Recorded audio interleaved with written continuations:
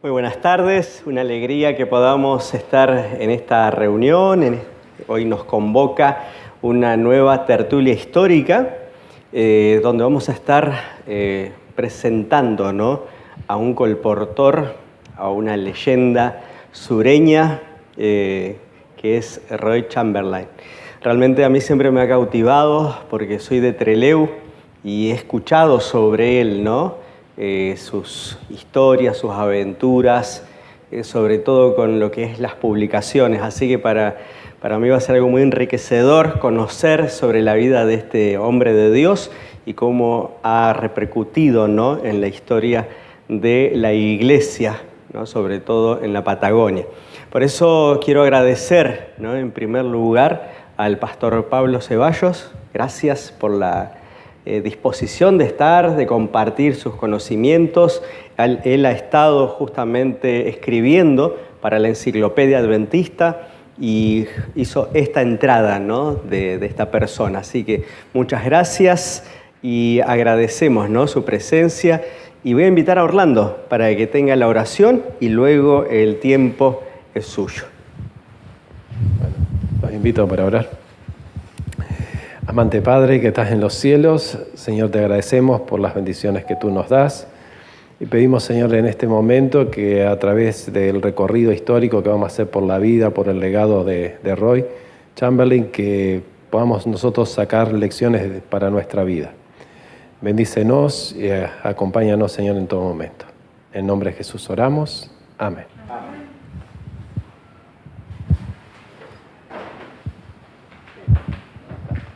Bueno, primero que nada, buenas tardes a todos. Mi nombre es Pablo Ceballos. Yo tuve el privilegio de poder participar en una beca de investigación junto con el pastor Daniel Plenk por allá por el 2018. Y bueno, ahí se me dio la oportunidad de colaborar un poquito con la información acerca de Roy Chamberlain. Y la verdad que es un personaje del todo especial, ¿sí? De donde he escuchado de él siempre se lo recuerda con mucho cariño y bueno, esperamos que pueda ser de bendición la presentación. Lo primero que vamos a ir presentando, yo lo voy a presentar a manera de una línea cronológica, histórica. El nombre completo de pila es Bere Fitzroy Chamberlain, más conocido como el hermano Roy o como el hermano Chamberlain, y él nació en 1905, el 20 de noviembre, aquí en Argentina. Es muy interesante este dato porque la familia de él, particularmente el padre, no solamente tenía tierras en estas latitudes, sino que también estaba con todo el negocio del ferrocarril. Por lo tanto, cuando quedó embarazada su esposa, o sea, la mamá de Roy, estaban en estas latitudes. No lo nacionalizaron argentinos, sino más bien en 1906 fue nacionalizado inglés, ¿sí?, por sus padres. Otro dato interesante que se encontró es que él estudió en uno de nuestros colegios adventistas de allá de Inglaterra y por allá, anterior al año 1924, que es, bueno, ahí tenemos una vista aérea que encontré muy bonita del colegio en aquel entonces, una vista sacada desde avioneta y una de la actualidad, ¿sí? Después de que él se gradúa, ¿verdad?, aproximadamente con 18, 19 años, viajó para acá, para Argentina, en un barco a vapor, ¿sí?, llamado Oropesa. Y bueno, desde Inglaterra no vinieron directamente aquí a Argentina, sino que pasaron por las Islas Malvinas y desembarcaron o arribaron ahí en el Estrecho de Magallanes, ¿sí? ¿Por qué en el Estrecho de Magallanes? Es una particularidad interesante, porque dentro de las tierras que tenía el padre de Roy, ahí en Río Cuyen, se encontraba una de las propiedades allá en Tierra del Fuego que utilizaban para pastoreo. Y el objetivo por el cual él estaba volviendo aquí a Argentina era para dedicarse a ser pastor de ovejas. Literal, no de manera metafórica como lo sabemos tomar, sino que literal él iba a ser pastor de ovejas. Y bueno, es muy interesante su conversión, por allá por el 1927. La familia Riz nos cuenta que él tenía muchas inquietudes acerca de la profecía bíblica.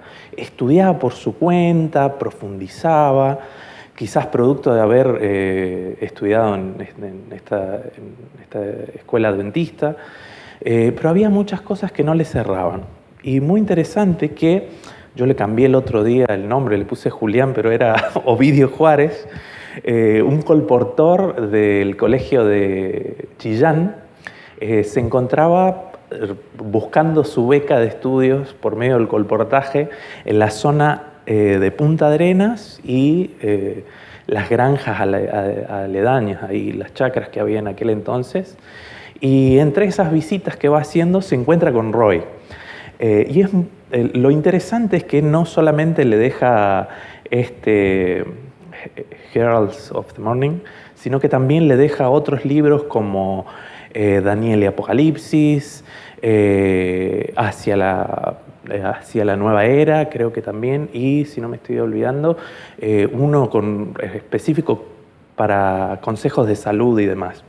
Y la verdad que fueron de su deleite total porque él encontró allí muchas de las respuestas que había estado haciendo, o sea, las preguntas que se había estado haciendo en el momento que comenzó a profundizar por iniciativa propia en la palabra y en la profecía. Y providencialmente, un tiempo después, se encontró con el hermano Andersen, quien lo invitó a asistir a la iglesia, y ahí como que afirmó su decisión de no solamente predicar el Evangelio y el mensaje del tercer ángel, que era un énfasis de aquellas épocas, sino pertenecer a la iglesia adventista. Más bien no se bautizó ahí, sino que se bautizó en 1928 en Inglaterra. De hecho, Elena de White tiene una cita que seguramente verán muchos conocer del evangelismo, que dice: todo hijo de Dios nace en el reino de los cielos como un misionero, ¿verdad? Y él, apenas se convenció de la verdad, lo que hizo fue viajar a Inglaterra para compartir estas buenas nuevas con su familia.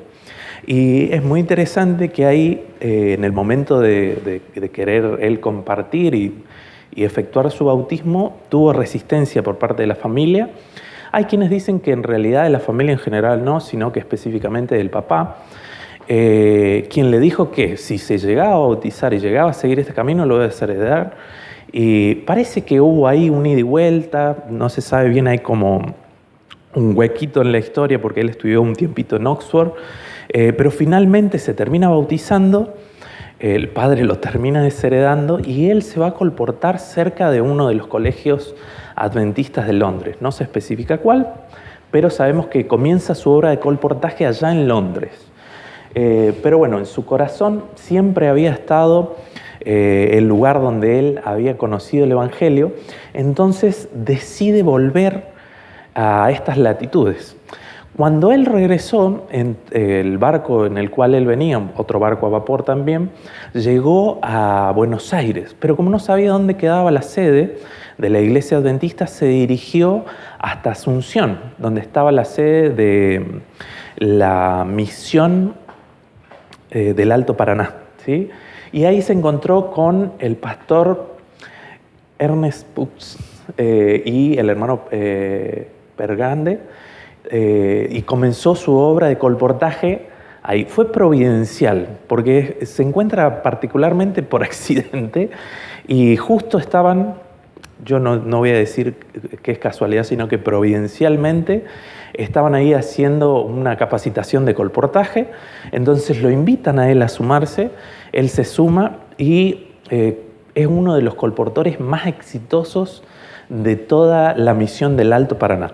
De hecho, hay dentro de los datos, en el año 1930 él fue el colportor que más ventas o más pedidos levantó en literatura de nuestra denominación, ¿verdad? En toda la zona que recorría ahí acerca del Alto Paraná, que es particularmente en Paraguay. Después, en 1929, encontramos registros de que también realizó su labor de colportaje en Ayacucho y Tandil, Buenos Aires, pero sin mucho detalle de qué es lo que fue su labor por ahí, más sí se deja registro de que pasó por esas latitudes sin fecha específica. Después, de 1930 a 1933, él recibe un llamado para formar parte de la línea de colportores, vamos a decirlo así, de la misión adventista de Magallanes, que en ese tiempo pertenecía a Chile, aunque se comprendía toda la parte de la Patagonia Argentina, y primeramente él llega a Trelew, Chubut. Y bueno, comienza a visitar todas las chacras de la Patagonia como colportor, y esta es una de las partes en las que más encontramos nosotros experiencias, ¿sí?, acerca de él. Hay mucha gente que comenta, justamente de aquellas latitudes de Trelew, que cuando a él le preguntaban al hermano Chamberlain acerca de qué parte de la Patagonia le faltaba visitar, él siempre decía, y creo que no me ha quedado ninguna chacra por visitar. O sea que era uno de los pocos que se conocía la Patagonia de un lado al otro, ¿verdad? Incluso, bueno, hay registros de que David Halris estuvo haciendo su campaña de colportaje en Esquel y él lo acompañó para que pudiera alcanzar su beca de estudios y pudiera venir a estudiar acá, ¿sí?, que en aquel momento era el Colegio Adventista del Plata. Bueno, los recorridos sobre los que se tiene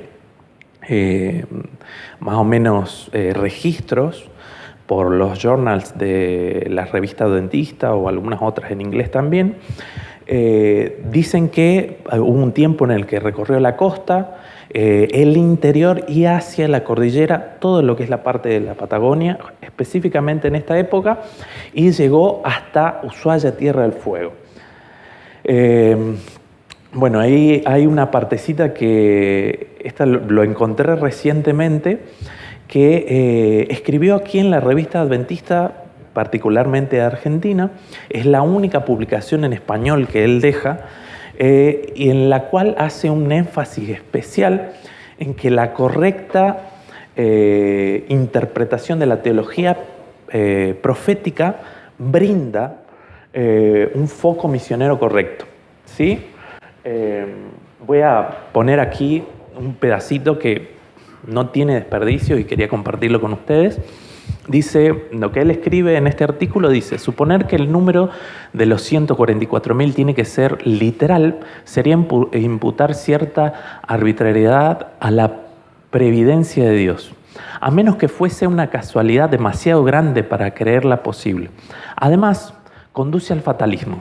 Si fuera cierto, en efecto, podría inducirnos a pensar de esta manera: si hago poco o mucho para ganar almas, el resultado será el mismo. Serán salvos los 144.000 solamente, y el número se cumplirá de cualquier otra manera. Hasta podríamos volvernos más generosos todavía y dejar de esforzarnos para que otro tomara nuestro lugar.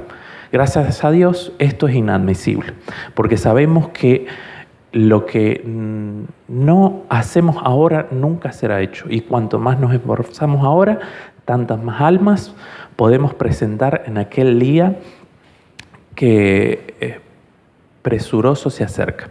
Entonces, en aquella época, según los registros que tenemos, había una discusión teológica acerca de si eran literales los 144.000 de Apocalipsis o eran simbólicos. Entonces él hace toda una defensa ahí en este artículo de por qué debe ser tomado de manera simbólica, y termina redirigiéndolo con un énfasis misionero.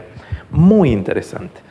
Y ese énfasis misionero que él tenía de ir hasta el fin del mundo lo lleva ahí en el verano de 1933 y 1934 a visitar a las Islas Malvinas, ¿sí?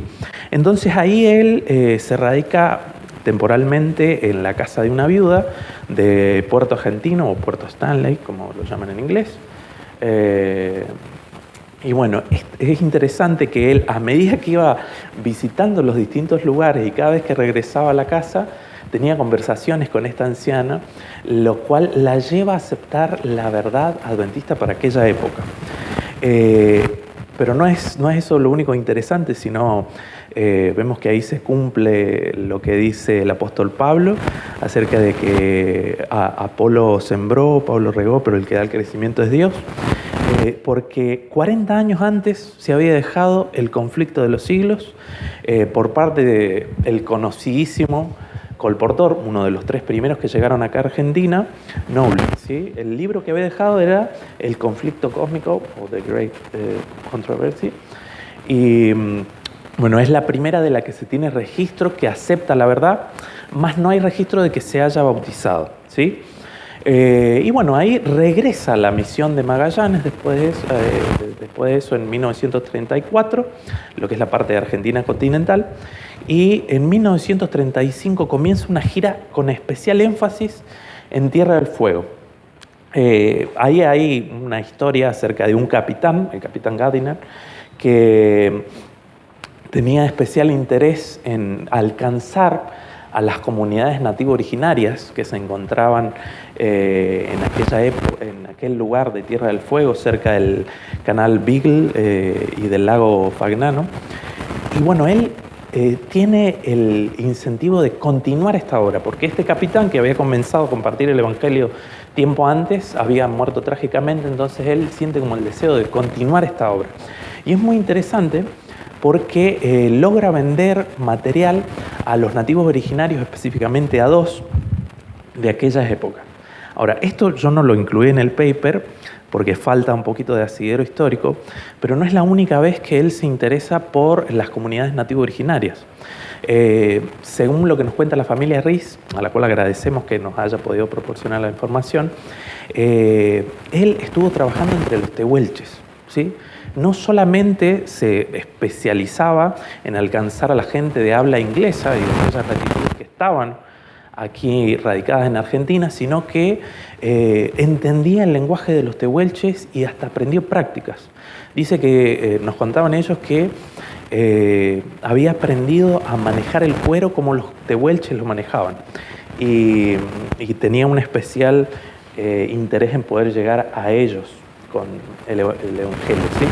Después, en 1936, hay un registro de que él, en estas giras que estaba haciendo, se encuentra con un canadiense, ¿sí? Muy interesado en estudiar la palabra del Señor. Entonces, este canadiense no solamente comienza a estudiar la Biblia él, sino que su esposa y sus 2 hijas, ¿sí? Y terminan por congregarse a la iglesia y aproximadamente a finales de ese año, si no me equivoco, deciden bautizarse. Bueno, y después, en 1938, en realidad anteriormente, no hay un dato específico, pero se sabe que es antes de esta época, él estuvo trabajando en Comodoro Rivadavia. Entre las visitas que él hizo, encontró a Arminda Santiago, una señora que le compró ahí hacia la Edad de Oro, un libro que se vendía en aquella época, bueno, él sembró su semilla ahí. Tiempo después de 1938, el hermano Basigalupi, difícil de pronunciar también, y la hermana Megan Riz andaban visitando aquella zona. Y entonces este hermano que capta el interés de esta señora lo vincula con la hermana Megan y comienza lo que es la primera iglesia adventista de Comodoro Rivadavia, producto de esta semillita que había sembrado Roy Chamberlain mucho antes.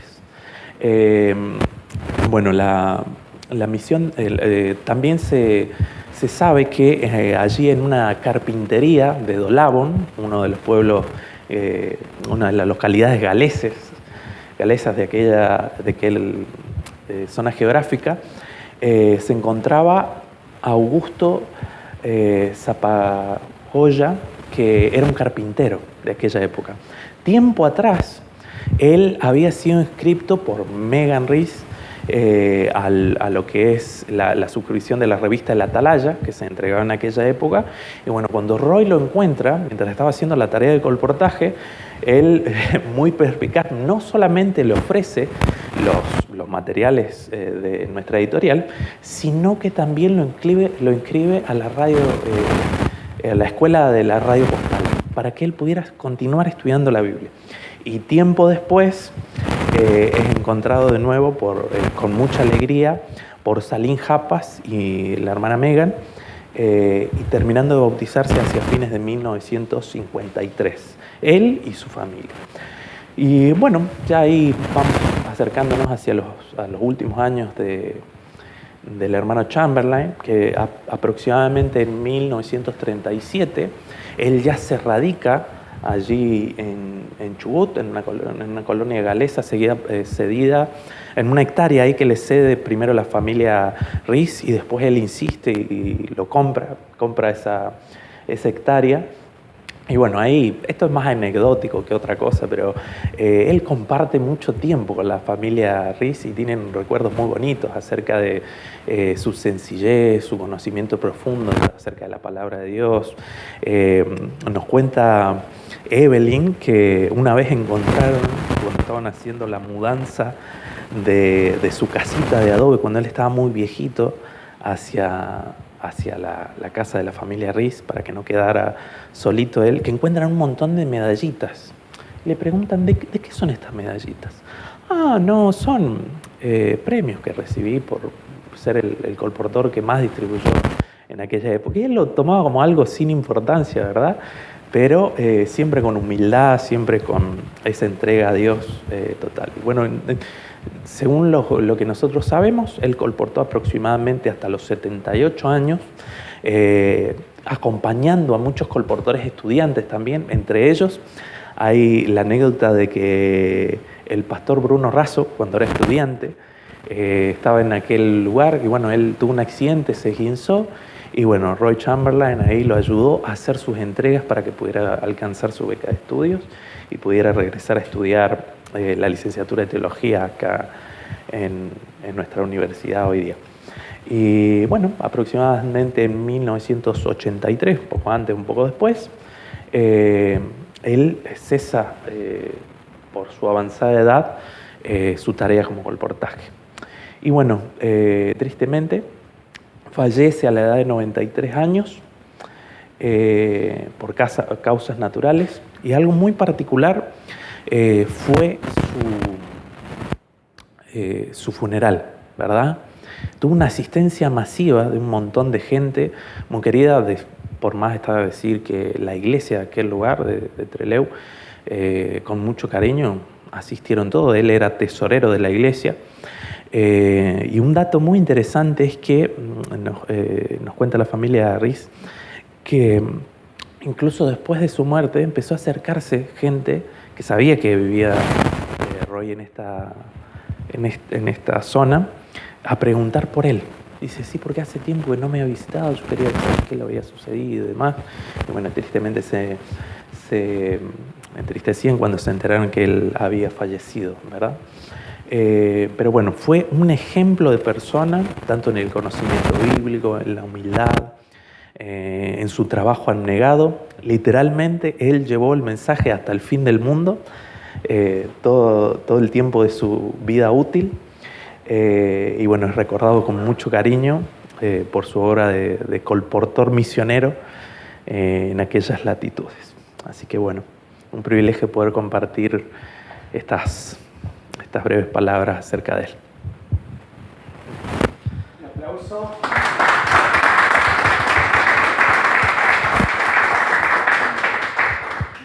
Muy bien, pastor. Ahora viene el examen del público. Pero tal vez hay alguna preguntita, algo que quieran consultar acá al pastor. Sí. Me emocionó pensar que a la edad que el Chamberlain estaba vivo, mi papá colportaba como estudiante en la zona de la Patagonia. Me dio un escalofrío pensar que el primer colportor estuvo en la Patagonia viviendo y mi papá aprendiendo a colportar ahí, en la zona de La Pampa, allá por la década del 60. Gracias, Lili. Muy bien. Sí, Pastor Quesada. No es una pregunta, primero agradecerle a Pablo por esta investigación, que bueno, justo da el ambiente del IDEC, el colportaje, y solamente algo anecdótico, cuando colporté mi tercer campaña de colportaje me tocó en Gaiman y en Dolabo. Y entonces cuando terminamos con mi compañero, el pastor Miguel Reyes, que en ese tiempo éramos alumnos, ¿no? Terminamos la zona urbana, conseguimos bicicletas y fuimos a hacer las chacras de Gaiman y la gente hablaba de Roy Chamberlain. Es interesante cómo el legado que él dejó en esas tierras, nosotros claramente visitamos a los hijos de los que le compraban a Roy o a los nietos, ¿no?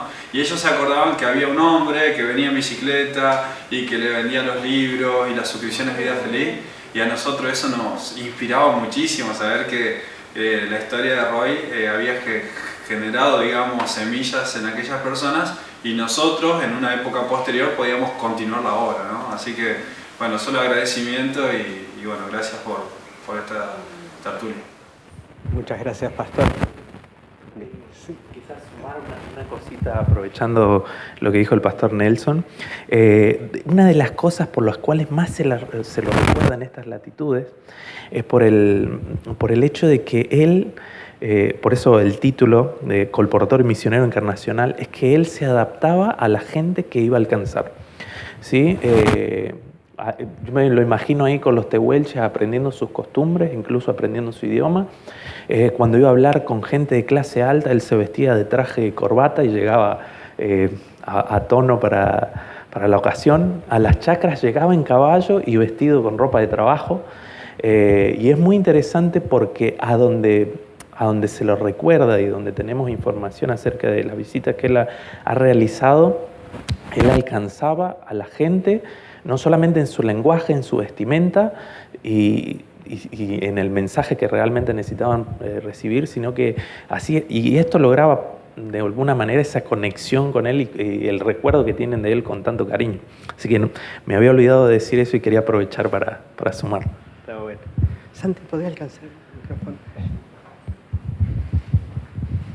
Buenas noches, hermoso llegar acá y contarles que bueno, que mi padre, mi tío, mi familia de Dolabón son fruto, y bueno, y yo también, finalmente, de la obra de Roy Chamberlain. Por eso estoy hoy acá, para ver esto y honrar esta memoria, ¿no? Este espacio tan lindo de una vida que ha dejado un legado impresionante. Me contaba el último verano mi tío Baldwin, que también vive todavía, tiene 92 años, que también Roy, si llegaba un poco la noche y la gente lo invitaba, se quedaba a dormir en la casa o en las chacras o lo que sea. O sea que finalmente era una persona que estaba con la gente y se sabía ubicar, se sabía adaptar a todas las circunstancias, ¿no? Un cristiano ejemplar y de verdad, si todavía nosotros lo recordamos y pasando todo este tiempo podemos hablar de él de esta manera, quiere decir que dejó una huella muy grande, una persona llena del Espíritu Santo sin duda.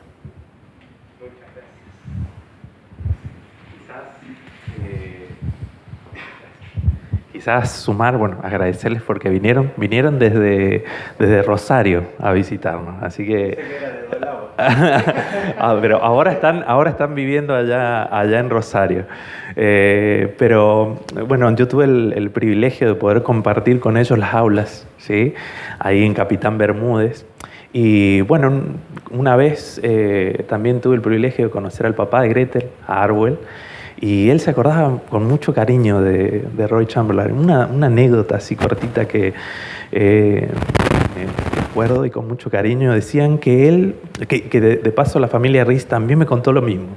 Decía que cuando le hacían una pregunta a él acerca de la Biblia, que de hecho lo consideraban la enciclopedia del momento porque tenía respuesta para todo, era muy estudioso de la Biblia, él en su humildad nunca les decía el versículo exacto en donde se encontraba acerca de lo que le estaban preguntando, sino que él decía, bueno, me parece que está en el capítulo tal, puede ser entre este versículo y este versículo, y cuando iban y buscaba estaba exactamente a la mitad donde él les decía que buscaran, ¿verdad? Y Y bueno, yo me acuerdo con mucho cariño ese momento que pudimos compartir con el papá de Gretel ahí con Arwell, que nos compartía esta anécdota y recordatorio de él, de Roy. Gracias. ¿Algún comentario, alguna pregunta? Si no, vamos a pedir y vamos a agradecer, ¿no? En primer lugar, Pastor Quesada, gracias por siempre cedernos el lugar al Canal 2, porque sabemos que va a ser transmitido y en muchos lugares se va a ver esta tertulia. Agradecer, ¿no?, al equipo del Centro White, del Centro Histórico. Después aquí tenemos algunos elementos, ¿no? El maletín de colportaje, tenemos también su tarjeta personal y algunas otras cositas si quieren ver, ¿no? También allí tenemos en exposición. Así que muchísimas gracias, agradecemos su presencia, deseando que Dios los bendiga. Le voy a pedir, Pastor, si usted puede tener la última oración. Bueno, oremos. Amado Papá Celestial, gracias, Señor, porque nos das el privilegio de tener la historia de aquellas personas que fueron fieles a ti, que entendieron el sentido con el cual tú dejaste tu palabra para nosotros y que pudieron darle ese asidero, esa perspectiva práctica al Evangelio. Señor, sabemos que en cierta manera somos herederos de este mensaje, el mensaje del tercer ángel. Queremos pedirte que no solamente quede en datos históricos que nosotros podamos conocer, que son importantes, sino también que, Señor, puedan ser una motivación a poder continuar con esta obra, Señor. Que ya sea como lo fue la obra de la educación adventista, para Roy, o también la obra del colportaje, de las publicaciones, el trabajo en conjunto a la iglesia, sea cual sea nuestro don, nuestros talentos, que podamos ponerlos a tu servicio para que tu obra siga expandiéndose y pueda llegar a cada rincón del mundo y pronto podamos verte en las nubes regresar. Te lo pedimos humildemente, en el nombre de Jesús. Amén. Aplauso.